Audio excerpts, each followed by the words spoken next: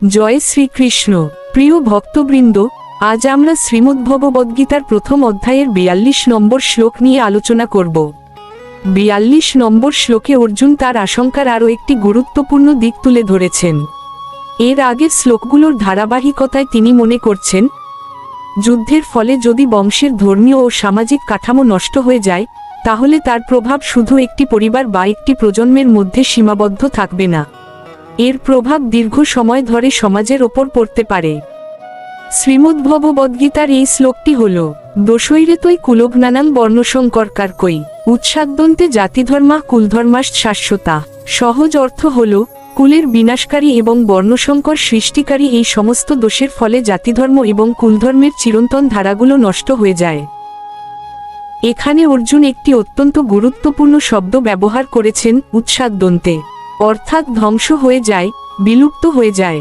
আর তিনি বলেছেন জাতিধর্মা এবং কুলধর্মা, অর্থাৎ যে ধর্মীয় ও সামাজিক কর্তব্যগুলো দীর্ঘদিন ধরে একটি সমাজ ও পরিবারের মধ্যে চলে আসছে, সেগুলো যখন নষ্ট হয়ে যায়, তখন একটি প্রজন্ম শুধু নিজের বর্তমান অবস্থাকেই হারায় না, সে তার পূর্ববর্তী প্রজন্মের কাছ থেকে পাওয়া একটি ধারাবাহিকতাও হারিয়ে ফেলে। এখানে ধর্ম বলতে শুধু কোনো একটি বাহ্যিক আচারকে বোঝালে এই শ্লোকের গভীরতা সম্পূর্ণভাবে বোঝা যাবে না। ধর্মের একটি অর্থ হল, যে কর্তব্য মানুষকে তার প্রকৃত অবস্থান অনুযায়ী সঠিকভাবে জীবনযাপন করতে সাহায্য করে।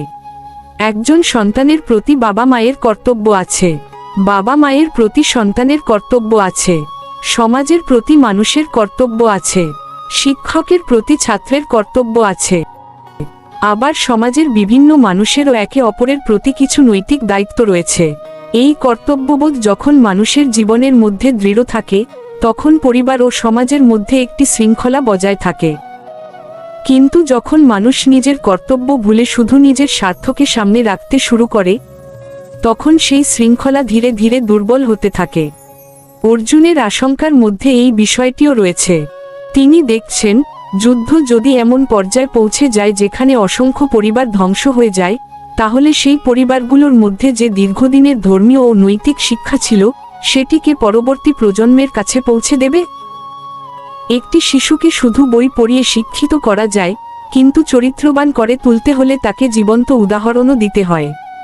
একটি সন্তান তার বাবা মাকে দেখে শেখে, পরবর্তী প্রজন্ম তার আগের প্রজন্মের জীবনযাপন দেখে শেখে।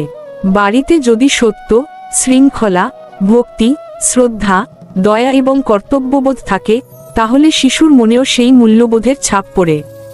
আবার পরিবারে যদি সবকিছুর কেন্দ্র হয়ে যায় স্বার্থ, অহংকার, লোভ এবং অন্যায়, তাহলে তার প্রভাবও পরবর্তী প্রজন্মের ওপর পড়তে পারে।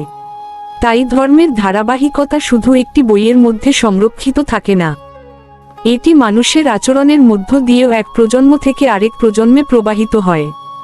এই কারণেই অর্জুন শাশ্বত অর্থাৎ চিরন্তন কুলধর্মের কথা বলছেন। চিরন্তন বলতে এখানে এমন কিছু নীতিকে বোঝানো হয়েছে, যেগুলোর মূল উদ্দেশ্য হল পরিবার ও সমাজের নৈতিক এবং ধর্মীয় কাঠামোকে সুস্থ রাখা। যেমন বয়োজ্যেষ্ঠদের সম্মান করা, সত্যের পথে থাকা, নিজের কর্তব্য পালন করা, অন্যায় থেকে দূরে থাকা, ঈশ্বরকে স্মরণ করা এবং পরিবার ও সমাজের প্রতি দায়িত্বশীল থাকা। সময়ের সঙ্গে বাহ্যিক রীতিনীতি পরিবর্তিত হতে পারে, সমাজের অনেক কিছু পরিবর্তন হতে পারে, কিন্তু সত্য, ন্যায়, দয়া, সংযম, কর্তব্য এবং ঈশ্বরের প্রতি শ্রদ্ধার মতো মৌলিক মূল্যবোধের প্রয়োজন মানুষের জীবনে কখনো শেষ হয় না। এই জায়গাটি 42 নম্বর শ্লোককে আমাদের জন্য বিশেষভাবে গুরুত্বপূর্ণ করে তোলে। আজ আমরা আধুনিক যুগে বাস করছি, আমাদের জীবনযাত্রা অনেক বদলে গেছে, প্রযুক্তি আমাদের হাতে এসেছে, যোগাযোগের ব্যবস্থা সহজ হয়েছে, মানুষের জীবন আগের তুলনায় অনেক দ্রুতগতির হয়েছে। কিন্তু একটি প্রশ্ন থেকেই যায়, এই পরিবর্তনের সঙ্গে সঙ্গে আমরা কি আমাদের নৈতিক ও ধর্মীয় মূল্যবোধকেও ধরে রাখতে পারছি? আমরা সন্তানদের ভবিষ্যতের জন্য অনেক কিছু করছি, তাদের পড়াশোনা শেখাচ্ছি, কর্মজীবনের জন্য প্রস্তুত করছি, জীবনে প্রতিষ্ঠিত করার চেষ্টা করছি। কিন্তু তাদের যদি আমরা শুধু সফল হতে শেখাই আর ভালো মানুষ হতে না শেখাই, তাহলে সেই শিক্ষা কি সম্পূর্ণ হলো? একজন মানুষ অনেক বড় পদে যেতে পারে, প্রচুর অর্থ উপার্জন করতে পারে, সমাজে সম্মানও পেতে পারে, কিন্তু তার মধ্যে যদি সত্যবাদিতা না থাকে, যদি অন্যের প্রতি সম্মান না থাকে, যদি নিজের কর্তব্য সম্পর্কে সচেতনতা না থাকে, তাহলে তার বাহ্যিক সাফল্য তার চরিত্রের দুর্বলতাকে ঢেকে রাখতে পারে না। এই কারণেই গীতার এই শ্লোক আমাদের শুধু প্রাচীন কুরুক্ষেত্রের একটি পরিস্থিতির কথা মনে করিয়ে দেয় না, এটি আমাদের নিজেদের পরিবার ও সমাজের দিকেও তাকাতে শেখায়। আমরা আমাদের পরবর্তী প্রজন্মের হাতে কি তুলে দিচ্ছি, এই প্রশ্নটি অত্যন্ত গুরুত্বপূর্ণ। শুধু সম্পদ নয়, শুধু শিক্ষা নয়, শুধু সামাজিক পরিচয়ও নয়, আমরা তাদের এমন কিছু মূল্যবোধ দিয়ে যেতে পারছি কি, যা কঠিন পরিস্থিতিতেও তাদের সঠিক সিদ্ধান্ত নিতে সাহায্য করবে? কারণ একটি প্রজন্মের প্রকৃত উত্তরাধিকার শুধু তার রেখে যাওয়া সম্পত্তি নয়, তার প্রকৃত উত্তরাধিকার হলো তার চরিত্র, তার আদর্শ এবং তার জীবন থেকে পরবর্তী প্রজন্ম যে শিক্ষা গ্রহণ করে। অর্জুনের 42 নম্বর শ্লোকের আশঙ্কার মধ্যে তাই একটি গভীর সামাজিক শিক্ষা রয়েছে। যখন ধর্মীয় ও নৈতিক মূল্যবোধের ধারাবাহিকতা ভেঙে যায়, তখন তার ক্ষতি শুধু বর্তমান মানুষের নয়, তার প্রভাব ভবিষ্যৎ প্রজন্মের জীবনেও ছড়িয়ে পড়তে পারে। আর সেই কারণেই আমাদের নিজেদের জীবনেও ধর্মকে শুধু কথার মধ্যে সীমাবদ্ধ না রেখে আচরণ, কর্তব্য এবং চরিত্রের মধ্যে প্রতিষ্ঠিত করার চেষ্টা করা উচিত। প্রিয় ভক্তবৃন্দ, 42 নম্বর শ্লোকের আরেকটি গভীর দিক হল, অর্জুন যে বিষয়টি নিয়ে চিন্তিত, সেটি কেবল একটি পরিবারের সমস্যা নয়, এর সঙ্গে সমগ্র সমাজের ধারাবাহিকতা জড়িয়ে আছে। একটি সুস্থ সমাজ গড়ে ওঠে যখন মানুষ তার নিজের কর্তব্য সম্পর্কে সচেতন থাকে এবং অন্যের অধিকার ও মর্যাদাকেও সম্মান করে। কিন্তু যখন সমাজের মানুষের মধ্যে কর্তব্যবোধ দুর্বল হয়ে যায়, তখন ধীরে ধীরে পারস্পরিক শ্রদ্ধা ও দায়িত্ববোধ কমে যেতে পারে। তখন মানুষ প্রশ্ন করতে শুরু করে, আমি কেন অন্যের জন্য কিছু করব? আমি শুধু নিজের সুবিধাটাই দেখব। এই মানসিকতা যখন অনেক মানুষের মধ্যে ছড়িয়ে পড়ে, তখন সামাজিক কাঠামো দুর্বল হয়ে যায়। গীতার এই শ্লোক আমাদের একটি বিষয় বিশেষভাবে মনে করিয়ে দেয়, ধর্মকে টিকিয়ে রাখার দায়িত্ব শুধু কোনো একজন ব্যক্তির নয়। প্রত্যেক মানুষের নিজের অবস্থান থেকে কিছু দায়িত্ব রয়েছে। একজন বাবা যদি সন্তানের কাছে সত্যবাদিতার শিক্ষা দেন, কিন্তু নিজে অন্যায় করেন, তাহলে সন্তানের কাছে কথার চেয়ে কাজটাই বেশি শক্তিশালী হয়ে ওঠে। একজন মা যদি সন্তানকে মানুষের প্রতি শ্রদ্ধা করতে শেখান, কিন্তু নিজে অন্যকে অপমান করেন, তাহলেও একই সমস্যা তৈরি হয়। অর্থাৎ ধর্মীয় শিক্ষা শুধু মুখে বললে হয় না, সেটিকে জীবনে পালন করতে হয়। আমরা অনেক সময় ভাবি, আমাদের ছোট ছোট কাজের আবার কি প্রভাব পড়বে? কিন্তু বাস্তবতা হলো, একটি পরিবারের পরিবেশ তৈরি হয় অসংখ্য ছোট ছোট আচরণ দিয়ে। বাড়িতে যদি সত্য কথা বলার অভ্যাস থাকে, তাহলে সন্তান সত্যকে স্বাভাবিক বলে মনে করে।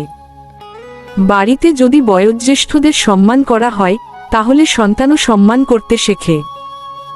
বাড়িতে যদি ঈশ্বরের নাম স্মরণ করা হয়, প্রার্থনা করা হয়, ধর্মীয় আলোচনা হয়, তাহলে শিশুর মনেও সেই পরিবেশের প্রভাব পড়ে। আবার এর বিপরীত পরিবেশও পরবর্তী প্রজন্মকে প্রভাবিত করে। তাই 42 নম্বর শ্লোকের শিক্ষা আমাদের নিজেদের কাছেও একটি প্রশ্ন নিয়ে আসে, আমরা পরবর্তী প্রজন্মের জন্য কি রেখে যাচ্ছি? শুধু অর্থ সম্পদ, নাকি এমন কিছু মূল্যবোধ যা তাদের জীবনের কঠিন সময়ে সঠিক পথ চিনতে সাহায্য করবে? শ্রীমদ্ভগবদ্গীতা আমাদের বারবার বাহ্যিক সাফল্যের চেয়ে অন্তরের শুদ্ধতার দিকে তাকাতে শেখায়।